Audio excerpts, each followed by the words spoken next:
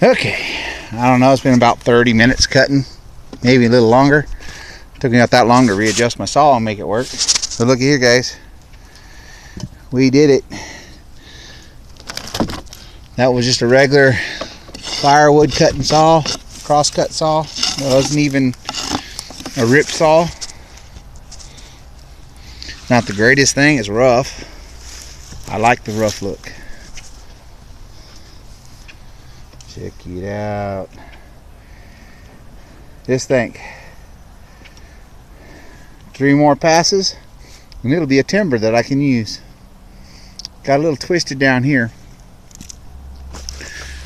I can probably take that out on my next one, but I'm happy with it. Whew.